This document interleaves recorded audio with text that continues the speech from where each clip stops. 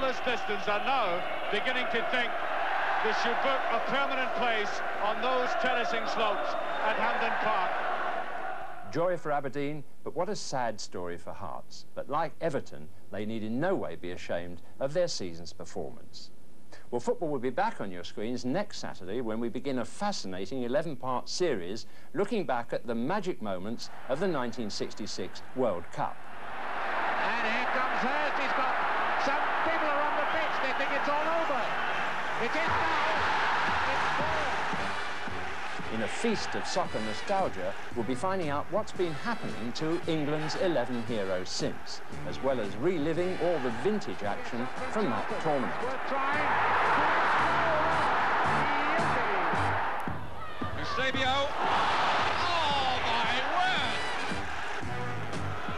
word! Later, we hear too from Soviet linesman Tofik Bakramov, the central character in the drama surrounding the most controversial goal in football history.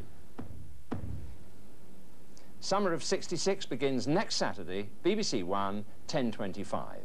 And we leave you tonight with the goals that crowned the season's achievement for Kenny Dalglish and Liverpool and created a golden page in the history of association football. Good night.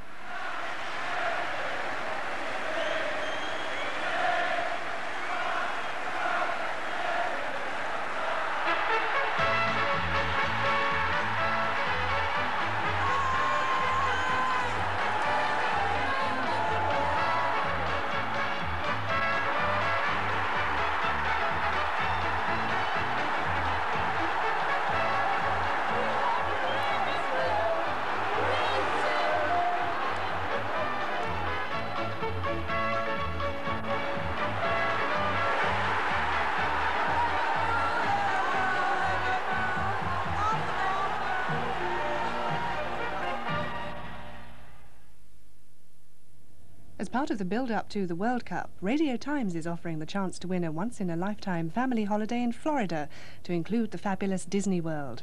You'll find full details of this 4-week picture quiz in the current Radio Times. A new series of Heart of the Matter returns to BBC One tomorrow with David Lomax. The first programme in our new series deals inevitably with some of the problems raised by the response of Britain and America to recent acts of what's so conveniently called terrorism. What moral justification is there for a government to fight terrorism with force, knowing that innocent civilians will die? And if a terrorist bombing campaign could be stopped, would that good justify the loss of a few hostages' lives? Heart of the Matter, tomorrow at 10:05 on BBC One. Our late film, now on One, is a science fiction thriller starring Nigel Davenport and Lynn Frederick in a remote desert community threatened by the forces of Phase 4.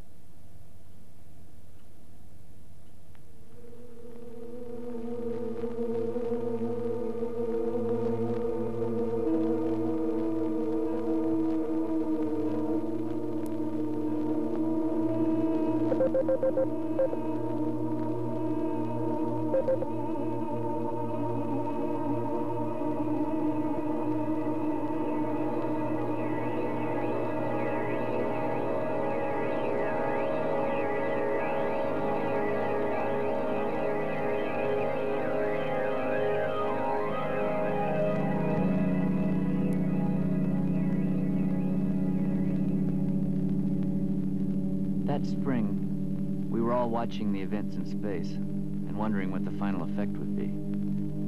Astronomers argued over theory, while engineers got pretty excited about variables in magnetic fields. Mystics predicted earthquakes and the end of life as we knew it.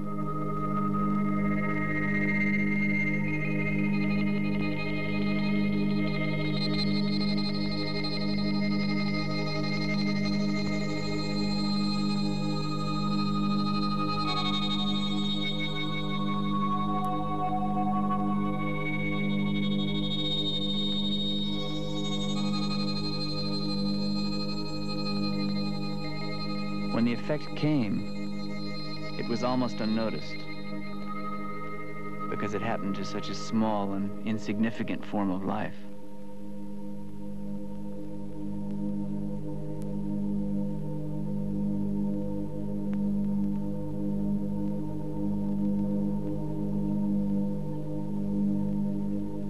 One biologist, an Englishman, Ernest Hubbs, saw something, got nervous, and started investigating.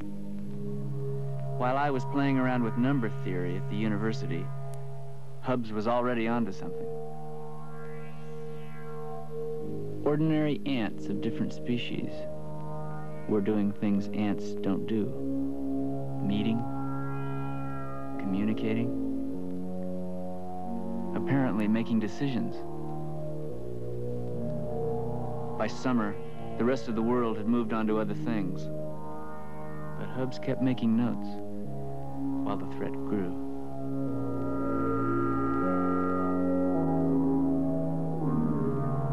Only fragments of what he knew got out. He kept most of it to himself.